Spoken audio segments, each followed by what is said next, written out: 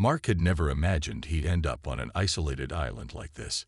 He had been on a fishing trip, his boat drifting lazily through the waters after a storm.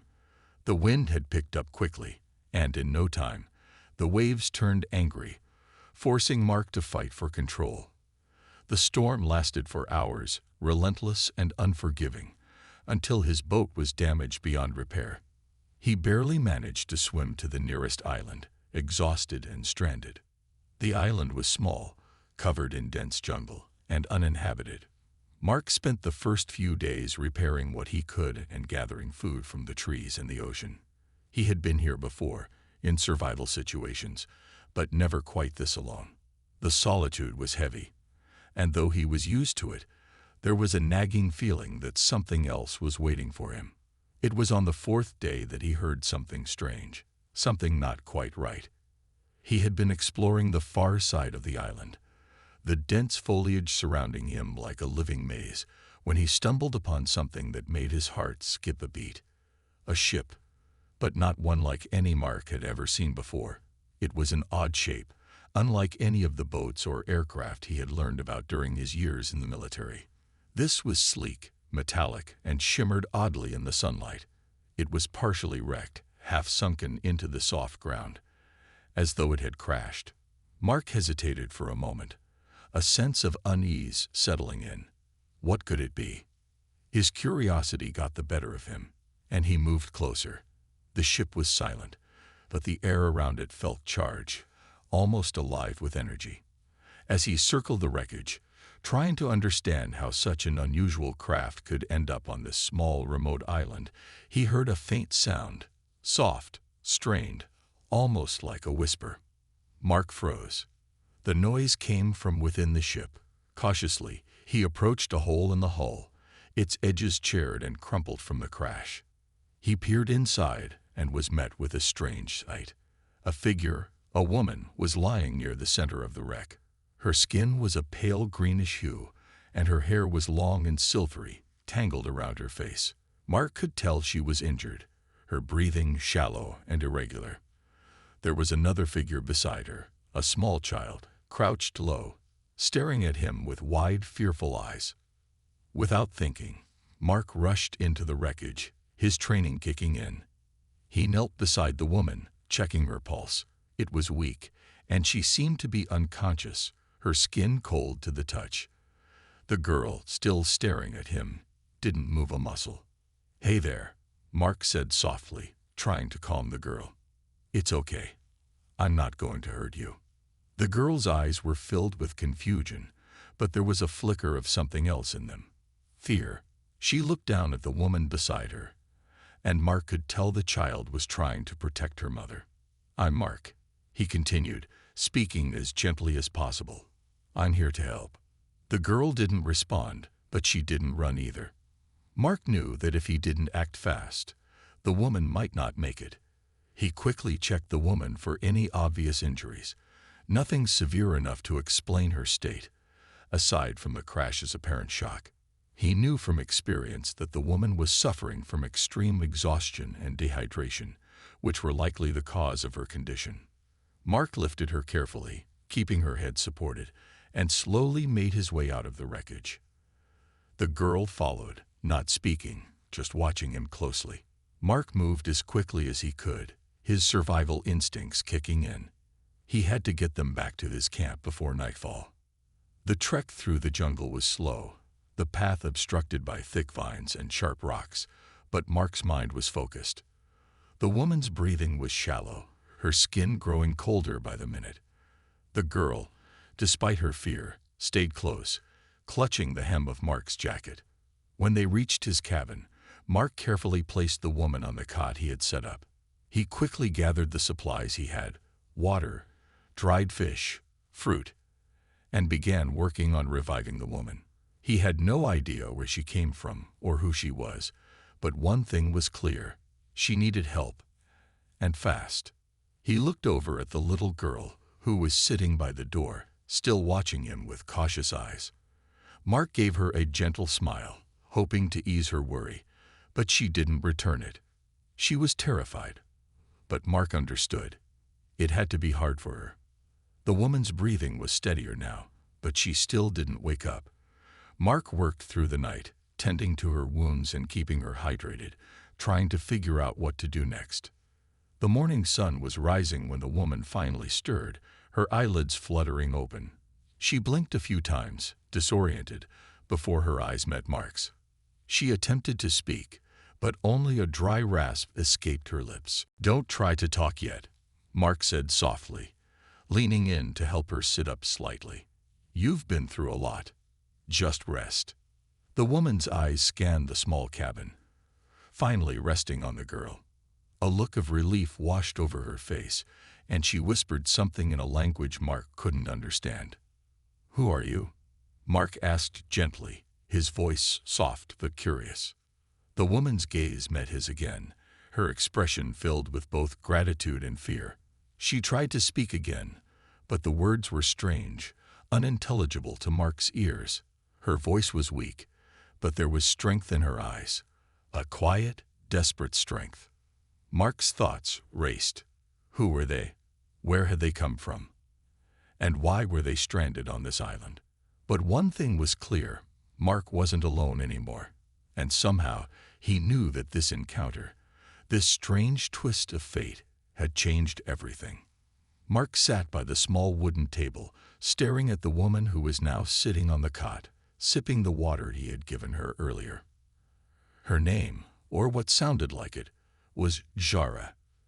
The word had slipped from her lips weakly after she had regained some strength, but Mark wasn't sure if it was truly her name or just a sound. Either way, he tried to remember it. The girl beside her, who had introduced herself as Leary, was still quiet but seemed a little more at ease now. She had stopped staring at Mark like he might be a threat, and was instead quietly watching her mother. Jara had regained some energy, but her eyes still carried the weight of exhaustion and fear. The strange thing was, despite being from another world, if Mark's suspicions were right, she seemed remarkably human in some ways, and yet completely alien in others. Mark had spent hours gathering firewood and fishing, trying to make the best of the situation, but the reality was sinking in. There was a lot about this situation he didn't understand. The wreckage from the alien ship was still sitting in the jungle, and he had no idea how long it would take for Jara to fully recover, or if she ever could. His mind raced with questions. How had they ended up here? What kind of creature was Jara? Was she really from another planet? And most importantly, how could he help them both? Jara didn't speak much for the first few days after waking. She rested a lot, looking at the ceiling, her thoughts miles away. Mark decided to give her the space she seemed to need but made sure she had food and water. He also tried to keep things light by talking to Leary, who was starting to warm up to him. Despite her earlier wariness, it was clear she had been through a lot, and Mark didn't blame her for being cautious. Still, he couldn't help but wonder if he could learn more about where they were from, and what exactly had brought them to Earth. After the third day, Jara finally spoke again. Her voice was soft and strained, but it carried an undeniable strength. She looked at Mark with a level of understanding, as if measuring him carefully, before she spoke in a language that Mark didn't recognize. "Jara," she whispered weakly, pointing to herself. Then she turned to Larry, who had been silently sitting beside her. "Leary," she said, her voice stronger when she mentioned her daughter's name. Mark watched, trying to understand. "Jara." "Larry," he repeated, nodding slowly. His mind was turning over the idea that they might be from another world, but there was no way to be sure. He had heard of people getting lost at sea, but not like this. Jara made a few more soft sounds, trying to form words, but none of it made sense to Mark. He had no idea what she was trying to say, and it frustrated him. He wasn't a linguist, and though he had been through his share of difficult situations, this one felt different. There was a kind of silent pressure hanging between them, as if Jara was trying to tell him something important, but the words wouldn't come. Then Mark had an idea. He grabbed a small notebook from his pack, something he always carried with him for recording observations. He flipped it open and started drawing simple pictures: a sun, a fish, a tree, a house, hoping Jara might be able to understand them. After all, if they were from another world, maybe their communication could start with something as basic as shapes. Jara looked at the pictures with interest. She pointed to the tree, then the fish, and then to the sun, each time glancing at Mark to see if he was following. Mark nodded, feeling a sense of relief that they might be able to start communicating. It wasn't much, but it was a beginning. Slowly, day by day, Jara started to learn how to communicate with Mark using pictures and gestures. She drew shapes and pointed to objects around them, and Mark did the same. He showed her pictures of his boat and then of the wreckage they had found. She didn't seem to react much to the pictures of the wreckage, but when he drew a picture of a planet with stars around it, her eyes widened. "Planet," she said, her voice shaky, but the words sounded clear enough. Mark's heart skipped a beat. He had suspected it, but hearing it confirmed made everything feel more real. These two weren't from Earth. They were from somewhere else. Over the following days, Jara's condition improved, and she was able to sit up on her own and talk a little more. With the help of his pictures and gestures, they managed to communicate more.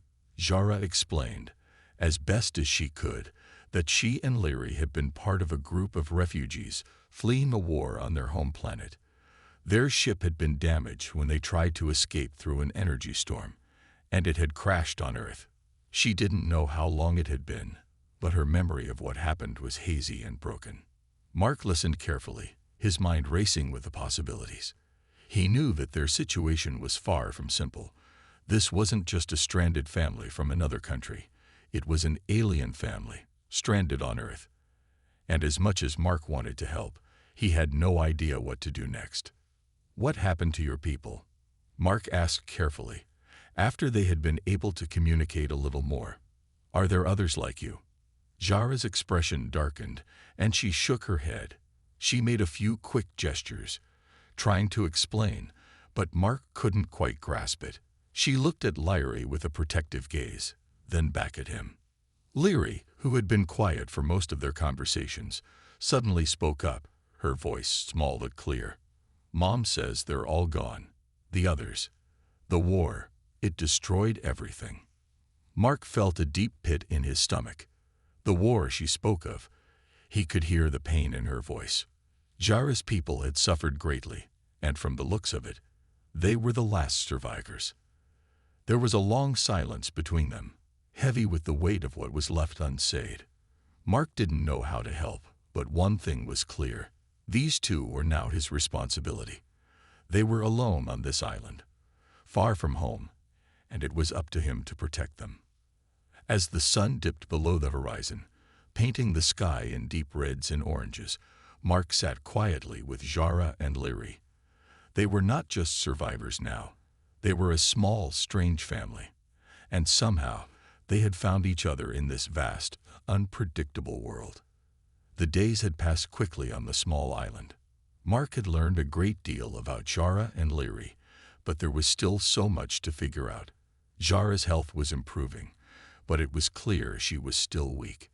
Leary, the young girl, had begun to open up to Mark, but she still clung closely to her mother, her eyes filled with a mix of caution and curiosity. Mark had no idea how long they would be stranded here. The nearest mainland was miles away, and even if he could build a boat, he had no guarantee that it would lead to anything more than another dead end. They were stuck on this island, and he would have to make the best of it. It wasn't long before Mark began to notice something unusual about Jara. As she regained her strength, she began to show signs of incredible resilience. What appeared to be mere fatigue was actually a deep exhaustion caused by something much greater. She could go for hours without food or water, and even when she was clearly sick, she would push through it as though nothing were wrong. Mark realized that Jara was unlike any person he had ever met, human or otherwise. As Mark worked to fortify the small cabin with the materials he had, Jara began to help. She used her alien knowledge to assist him in ways he hadn't expected. She taught him how to build better shelters using leaves and vines that were stronger than anything he had known before. She showed him how to harvest certain fruits and plants that were safe to eat, many of which Mark had passed by without a second thought. One afternoon, while Mark was out fishing, Jura took it upon herself to explore the jungle surrounding their camp. She was fast and nimble, moving with an elegance Mark had never seen before. Her eyes scanned the trees, picking out plants and animals with ease. Larry followed closely behind, always watching her mother with a protective gaze. It was clear that, despite her age, Larry had learned how to survive in this strange world far better than any child her age should have. Mark returned to find Jara sitting by the fire, a strange bundle of leaves in her lap. She smiled at him, holding out a small bundle of berries. "Eat," she said in broken English. It was the first time she had spoken clearly in a language Mark could understand, and it filled him with both surprise and hope. He took the berries from her, eyeing them carefully before popping one into his mouth. They were sweet, but with a hint of something sharp, like a mixture of fruit and spice. The taste was unlike anything Mark had experienced before, but it was delicious. As Mark ate, he watched Jara and Leary carefully. He could see that the bond between the two of them was strong, but there was something deeper there, a sense of unity that came from shared survival. Mark had always prided himself on his ability to survive alone, but watching them made him realize something important. Survival wasn't just about finding food or building shelters. It was about trust, and he wasn't sure if he could trust Jara fully yet. Over the next few days, Mark focused on building stronger defenses around the camp. He knew that whatever had brought them here, whatever had caused the crash, was still out there. The alien ship had been damaged in the storm, and he had yet to find any real clues about its origin. But Mark couldn't shake the feeling that the wreckage wasn't the only danger they faced. One evening, as Mark finished gathering firewood, he heard a noise in the distance, an odd, deep hum that vibrated through the ground. It was faint, almost imperceptible, but Mark's instincts kicked in. He rushed back to the cabin, where he found Jara standing outside, her face tense with concern. She had heard it too. Mark didn't need to ask her if she knew what it was. Her eyes said everything. "The frog," she whispered, her voice low and fearful. Mark had heard the name before, but it didn't mean much to him. Jara had explained in fragments that the Vrah were a powerful alien race, a military faction that had been at war with her people for years. They were ruthless, and their technology was far superior to anything Mark had ever seen. Jara had escaped from them, along with a small group of refugees, but it seemed the Vrah were still hunting her. The hum grew louder, and Jara's body tensed. "They found us," she muttered. "We need to hide. Now." Mark didn't hesitate. His mind raced as he quickly grabbed Lyrie and motioned for Jara to follow him. They moved swiftly into the jungle, staying low to the ground. Mark knew the island like the back of his hand, but he had never prepared for an enemy like this.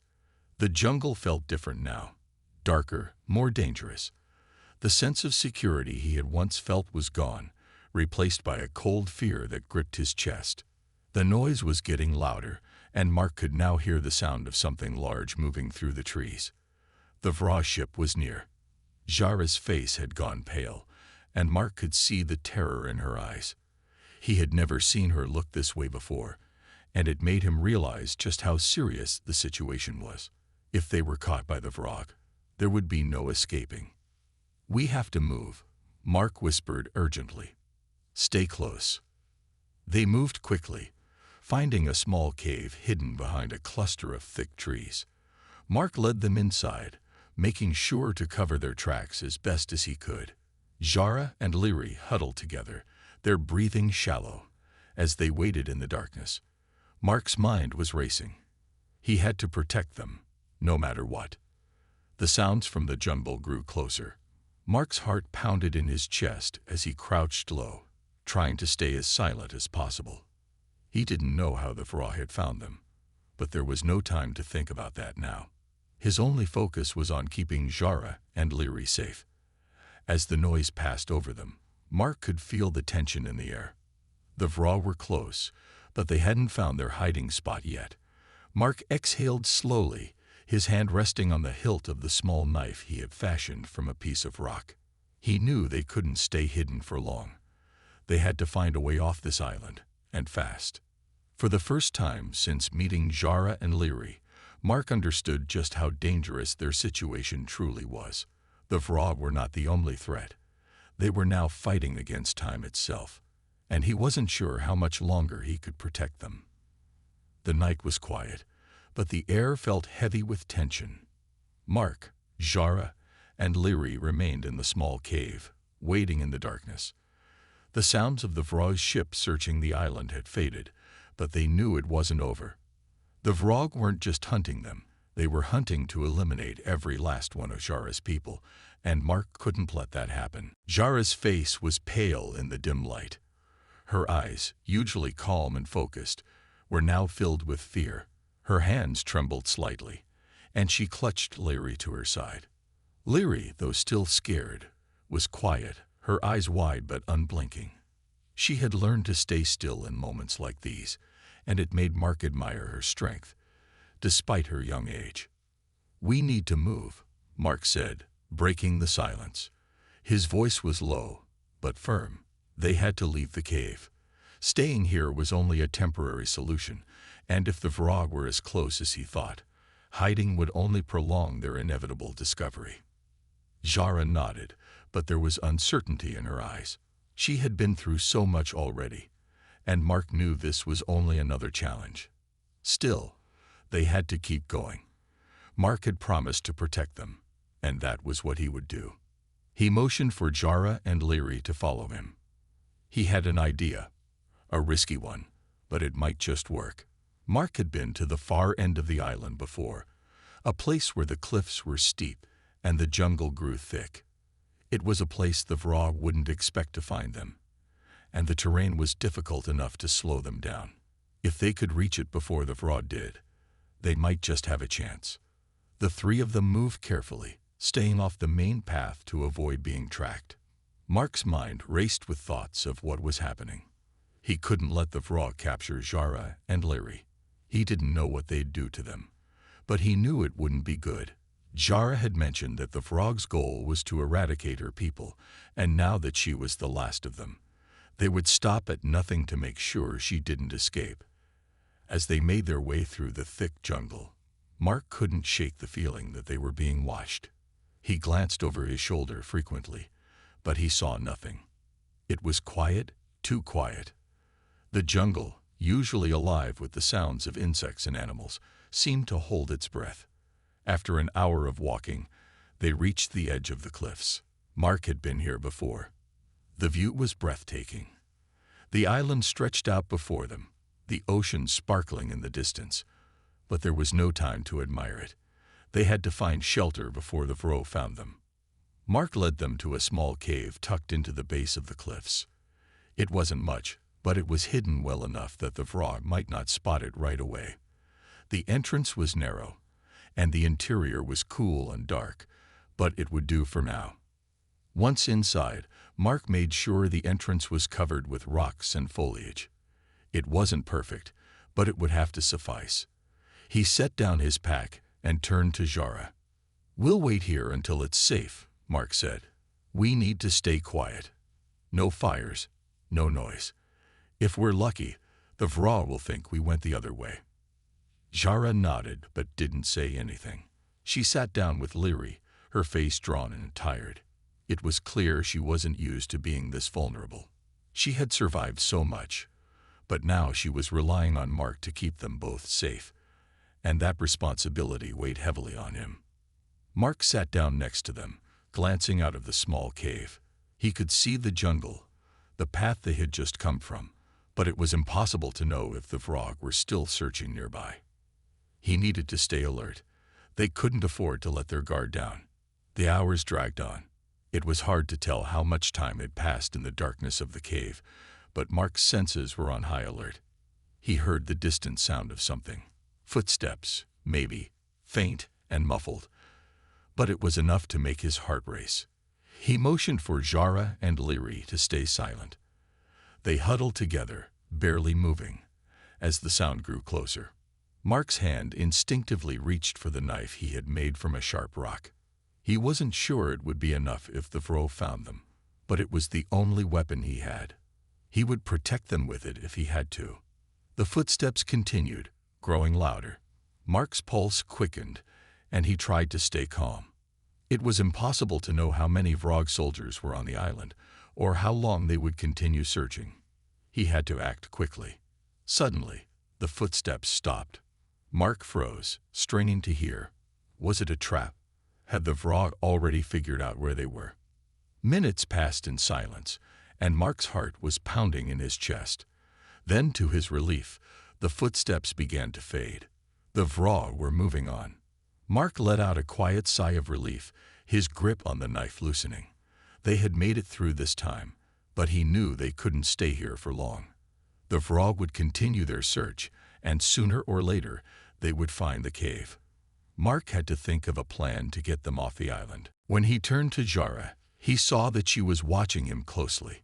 Her eyes were filled with gratitude, but also a sadness he couldn't place. She had been through so much, and Mark realized just how much she had lost. Her home, her people, her safety, everything had been taken from her.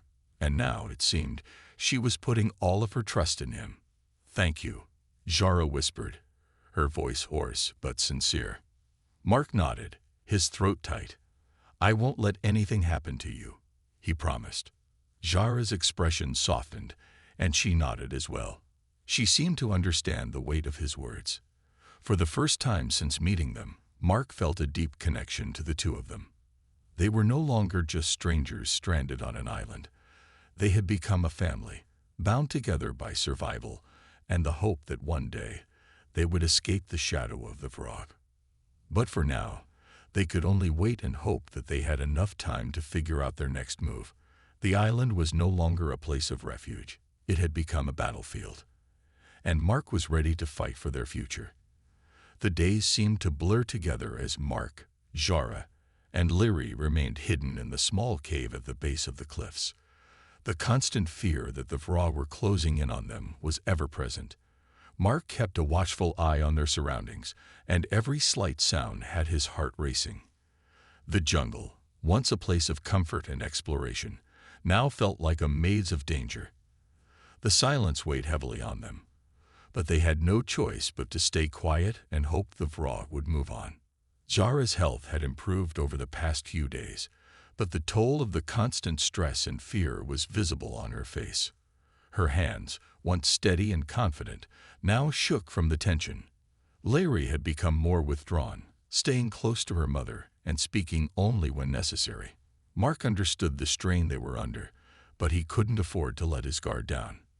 One afternoon, as the sun began to set, Mark noticed something unusual in the sky. A flicker of light caught his attention, something that didn't belong in the natural world. It was the Vrå's ship, moving low over the island. The hum he had heard before returned, a low, eerie sound that vibrated through the ground. They were close, too close. Mark's heart raced. He turned to Jara, who was still seated beside Lyri, her eyes scanning the horizon with an expression of dread. "They're searching again," Mark said quietly. "We have to move, and we have to move fast." Jara nodded, her expression tight. She didn't need any further explanation.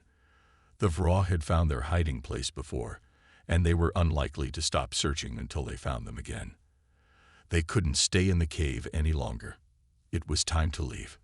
Mark quickly gathered their belongings, making sure everything was secured in his pack. He handed Lyri her small bag, and Jara stood, wincing slightly as she adjusted her weight. Her strength had returned enough to move, but she was still far from fully recovered. Mark's eyes lingered on her for a moment, and he knew she was pushing herself harder than she should, but they didn't have time to wait. As they moved out of the cave and back into the dense jungle, Mark led them in a different direction, away from the path they had taken before. He had a plan, but it was risky. There was a small bay on the other side of the island where he knew the Vrå hadn't searched yet. It was remote, and if they could reach it before the ship did, they might be able to escape. The water would be their only hope. The jungle was thick with foliage, and Mark had to hack through the underbrush with a large branch he had found, creating a path as they went. Jara and Leary followed closely behind, their movements careful and deliberate. Mark kept glancing over his shoulder, his senses on high alert. The hum of the Vrog's ship was growing louder, and it was only a matter of time before they found the new trail Mark had created. Hours passed as they pushed through the jungle, their progress slow but steady. Mark could feel the sweat on his brow, his muscles aching from the constant movement. He knew they couldn't stop for long. They had to reach the bay before nightfall. Finally, as the sun began to dip below the horizon, Mark spotted a glimpse of the ocean through the trees. His heart quickened. They were close. The bay was just ahead. But as they reached the edge of the jungle, they froze. A Vrog soldier was standing at the water's edge, his back to them. The soldier's sharp eyes scanned the horizon, unaware that the three of them were just a few yards away. Mark's breath caught in his throat. The soldier was armed with a strange-looking weapon, one that glowed faintly in the twilight. It was only a matter of time before he turned and spotted them. Mark signaled for Jara and Leary to stay hidden behind a large boulder. They crouched low, holding their breaths, their eyes locked on the soldier. Mark's mind raced. He needed to act, but there was no time to think. The soldier's presence changed everything. If they were seen, it would be over. He reached for the knife he had fashioned, his fingers trembling slightly. The odds were slim, but he had to try. Slowly, Mark crept forward, staying low to the ground. Every movement had to be calculated, every step silent. He knew he wasn't trained to fight these kinds of soldiers, but he had no choice. The Vrog had already taken so much from Jara, and he couldn't let them take more. As Mark got closer, he noticed the soldier's posture relaxed. He was distracted, his attention focused on something in the distance. This was Mark's chance. With a burst of speed, Mark rushed forward, aiming for the soldier's side. He moved quickly, his body a blur of motion as he reached the soldier. Before the Vrog could react, Mark swung the knife, catching the soldier's arm. The weapon dropped to the ground with a metallic thud. The soldier snarled in pain and spun around, but Mark was already on him. He kicked the Vrog's legs out from under him, sending him crashing to the ground. The soldier let out a loud cry of frustration as he struggled to regain his footing. Mark didn't hesitate. He grabbed the soldier's weapon and pointed it at him. "Stay down," Mark ordered, his voice steady despite the adrenaline rushing through his veins. The Vrog glared at him, but he complied, his hands raised in surrender. Mark quickly assessed the situation. He couldn't kill the soldier, not like this. They needed to escape, not start a fight they couldn't win. Jara and Leary emerged from behind the boulder, both of them wide-eyed with shock at what had just happened.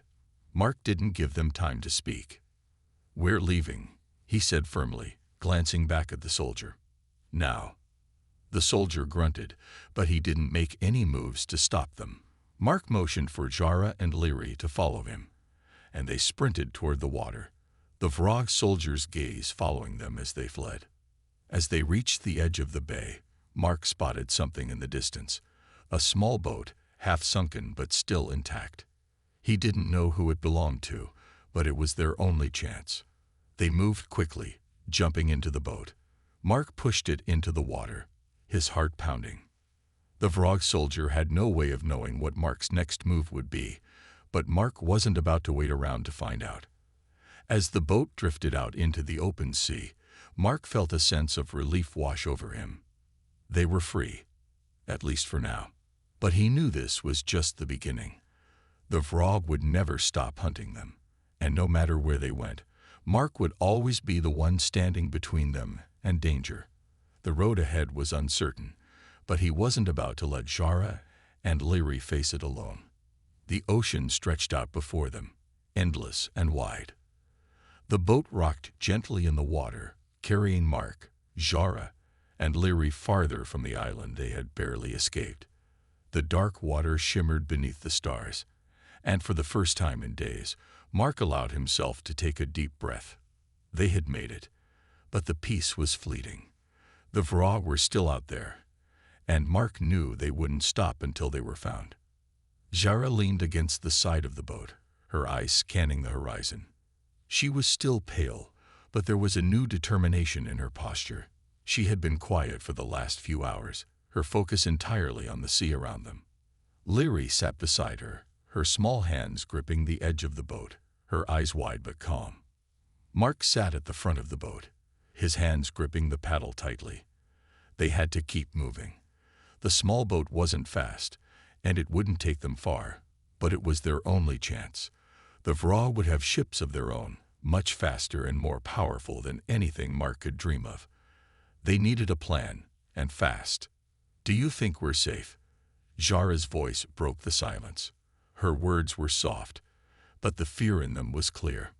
Mark glanced back at her, then out at the open sea. "For now, yes, but we can't stop. We need to get farther away from the island. The Vra are likely searching every inch of it, and if they haven't found us yet, they'll be looking for signs of our escape." Jara nodded, but Mark could see the doubt in her eyes. It was the same look she had worn when they first met, that feeling of having lost everything and not knowing where to go next. He couldn't blame her. She had been through so much, losing her people, her home, and now having to trust someone she barely knew. Mark understood the weight of it all. Leary, sensing the tension, looked up at her mother. She reached out and gently squeezed Jara's hand. Jara smiled weakly at her daughter, and Mark's heart clenched. This little girl had already lost so much, yet she still tried to bring comfort to her mother. It made Mark even more determined to protect them both, no matter what it took. The hours passed slowly as they drifted across the sea. Mark's muscles ached from rowing, and the small boat creaked with every movement. The night was cold, and the chill of the sea wind cut through their clothes. Mark had nothing to offer in terms of warmth, but he could see Jara trying to keep Leary close to her, both of them shivering against the cold. "We need to find land," Mark said, his voice steady but firm. "This boat won't last forever, and we don't have enough supplies to keep drifting." Jara nodded again, her eyes scanning the horizon. "There's an island nearby," she said after a moment. "I don't know how far, but I've heard of it from my people. It's not a safe place, but it could offer us a temporary refuge." Mark glanced at her, his interest piqued. "What do you mean, not a safe place?" Jara hesitated, her eyes distant as if recalling painful memories. "It's a place where criminals and outcasts go to hide. The people there are not friendly. They keep to themselves, and they don't take kindly to strangers. But it's better than nothing." Mark considered her words carefully. The idea of landing on a hostile island wasn't ideal, but they had no other choice. They couldn't stay on the water forever, and even if the people there were dangerous, it was still a place to rest, gather supplies, and plan their next move. It was the risk they had to take. "All right," Mark said after a moment. "We'll head for it, but we have to be careful. We can't afford to make any mistakes." Jara nodded, the weariness in her expression not fading, but there was a flicker of hope there now. Mark could see it, a glimmer of belief that they could survive, that they might just find a way to fight back against the Vra. The wind picked up as they continued across the open water. Mark paddled harder, pushing the boat forward, his muscles burning from the strain. The sky slowly began to lighten, the first hints of dawn breaking through the darkness. They were getting closer to the island. As the boat drew nearer, Mark noticed the silhouette of land in the distance. It was smaller than the island they had escaped from, a jagged mass of rock and scrubby trees. The shore was rough, with sharp rocks jutting out of the water. It wasn't a welcoming sight, but it was their only option. The closer they got, the more Mark could feel the tension building. He didn't know what to expect from the people on this island, but he wasn't going to take any chances. As the boat neared the shore, he motioned for Jara and Leary to keep quiet. They needed to approach carefully. Mark guided the boat toward a small cove on the side of the island, where the rocks provided some cover.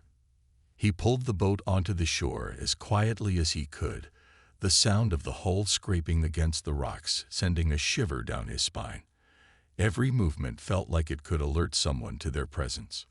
Once the boat was secured, Mark turned to Jara. "Stay here. I'll scout ahead. Keep Leary safe." Jara didn't argue. She simply nodded, her face tense but resigned to the situation. Mark gave her one last glance before stepping cautiously toward the dense brush that lined the shore. His eyes darted around, searching for any sign of life. The island was quiet, but that didn't mean it was safe. In places like this, quiet often meant trouble. Mark moved deeper into the brush, keeping to the shadows. He didn't know how many people lived on the island, but he could feel the weight of their potential presence. The hairs on the back of his neck stood up as he moved further inland, his senses on high alert. As he walked, he noticed signs of life. Small huts hidden among the trees, scraps of metal, and old fires still smoking in the distance. It looked like there had been people here recently, but they weren't around now. Still, Mark couldn't afford to be careless. He needed to find out who lived here and whether they could be trusted. He crouched low behind a thick bush and peered out at one of the huts. There were people inside. He could hear muffled voices and the sound of movement. Mark's heart raced. It wasn't safe to approach too closely. Turning back to the shore, he quickly retraced his steps to the boat. "There are people here," Mark said quietly as he returned to Jara and Leary. "We'll need to be cautious. I'll go talk to them. Stay hidden, just in case." Jara's eyes widened, but she didn't protest. They were trapped, with nowhere else to go. Mark only hoped that these people would see them as allies, not enemies. The sun had risen fully now, casting a soft golden light over the island, as Mark, Jara, and Leary waited. The boat was hidden on the shore, partially concealed by a thick patch of shrubs. Mark's eyes darted nervously from the trees to the distant huts. He had no idea who lived on this island or what they wanted, but he couldn't afford to let his guard down. His priority was Jara and Leary, and keeping them safe was all that mattered. "Stay hidden," Mark whispered to Jara as he glanced back toward their small hiding place. "I'll go see if I can talk to them." Jara nodded, her face tense but resolute. She understood. They couldn't survive on their own for much longer, and if these people were willing to help, they needed to take the chance. Leary stayed close to her mother, her small face etched with curiosity but also concern. With a final look at the two of them, Mark turned and headed into the brush. His steps were slow and deliberate as he moved closer to the small village. The people in the huts didn't seem to notice him yet, so he kept moving cautiously, using the cover of trees and tall grass to hide his approach. The smell of smoke from old campfires still hung in the air, and Mark wondered just how long it had been since anyone had been here. As he drew closer, he could make out figures moving around, but they didn't seem to be particularly alert. It was as if they were used to their isolation, not expecting strangers to appear. Mark hoped that would work in his favor. He couldn't afford to make a mistake. Mark crept to the edge of the clearing and found a large tree where he could hide and watch. From this vantage point, he could see the people more clearly. They appeared to be a mix of men and women, with weathered faces and clothes that had seen better days. They moved around in small groups, talking in hushed voices, but there was a sense of unease in the air. Whatever had happened to this island, it had left these people wary and on edge. After a few moments, Mark noticed one man who seemed to be in charge. He was older, with a scruffy beard and a hardened expression. He was standing near one of the huts, speaking to two younger men, and Mark could tell from the way they acted that they were waiting for something or someone. Mark took a deep breath, trying to steady his nerves. He knew he had to approach them. Slowly, he stepped out of the shadows, making sure his movements were as quiet as possible. As he stepped into the clearing, he did his best to appear calm and non-threatening. The last thing he needed was to startle these people into an aggressive reaction. The older man spotted him first. His sharp eyes narrowed, studying Mark's every movement. Mark stood still, hands raised slightly in a gesture of peace. He didn't want to make any sudden moves that might cause a misunderstanding. "Who are you?" the older man called out, his voice rough but not unfriendly. Mark held his ground. "My name is Mark. I don't mean any harm." The man studied him for a moment, then glanced at the two younger men beside him. They seemed to relax slightly, though they still watched Mark closely. "Not many strangers come here," the older man said, his tone skeptical. "What brings you to this island?" "I'm just passing through," Mark replied, carefully choosing his words. "I'm looking for a safe place for myself and my companions. We've been running from some dangerous people, and we need help." The older man raised an eyebrow, but didn't seem overly surprised. He motioned for Mark to come closer. "You're not the first to need help, and you won't be the last. But help comes at a price." Mark tensed. He had expected something like this. Nothing in this world came for free. Still, he had no choice but to play along. "I understand," Mark said. "What kind of price?" The older man took a step closer, his eyes narrowing. "We need supplies, food, water, and weapons. The island is rough, and we've had to protect ourselves from the frog and other groups. If you want to stay, you'll need to earn your keep." Mark hesitated. The mention of the frog was troubling. It meant that these people had dealt with the same threats they had faced on the other island. But he had no choice but to agree. "I can help," Mark said. "I have skills. I can work. I just need a place for my companions." The older man studied him again, then nodded. "All right, but don't expect to get anything for free. We've survived this long by looking out for ourselves. If you're willing to help us, we'll help you." Mark nodded in agreement. "Thank you." The older man motioned to one of the younger men. "Take him to our camp. We'll see what kind of help he can provide." Mark followed the young man toward a small cluster of huts further into the trees. As they walked, Mark couldn't help but wonder what had happened to these people. They looked tough, but there was something about them that seemed defeated, like they had been through too much and were barely holding on. He didn't know if it was the same thing that had happened to Jara's people, but it was clear that survival had become a daily struggle for everyone on this island. As they reached the camp, Mark could see more people moving around, mostly women and children. They seemed to be going about their daily routines, but there was no mistaking the wariness in their eyes. No one trusted anyone here, least of all strangers. The young man led Mark to a small fire where a few people were gathered. They didn't speak at first, only watching Mark as he approached. One woman, with short black hair and a sharp look in her eyes, stood up. "You're the new guy?" she asked, her tone flat but not unfriendly. "I am," Mark replied. "I came with my companions. We need a safe place to stay." The woman eyed him for a moment, then nodded.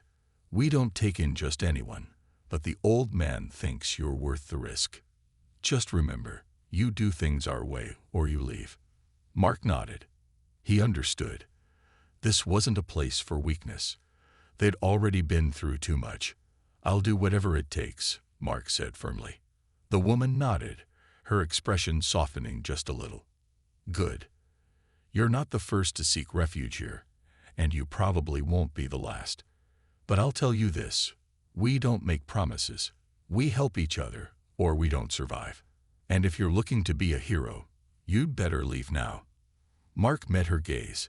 He wasn't looking for heroism. He was just looking to survive, and to protect Jara and Leary. "I'm here to help," he said quietly. "That's all." The woman seemed satisfied with that answer. "All right then. Welcome to our island. We'll see what you're made of." As Mark sat down by the fire, he felt a slight sense of relief. It wasn't much, but it was a step forward. They had a place to rest, and for the first time in days, Mark allowed himself to hope. The journey ahead was uncertain, but at least they weren't alone anymore. And as long as they stuck together, there was still a chance for survival.